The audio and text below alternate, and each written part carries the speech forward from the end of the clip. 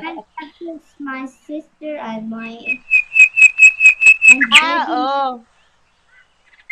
Oh, okay. So you can hold the whip and then run after them. Run after Salma and Laura. They will be scared. Yeah, There's because a whip. it's like Laura comes me.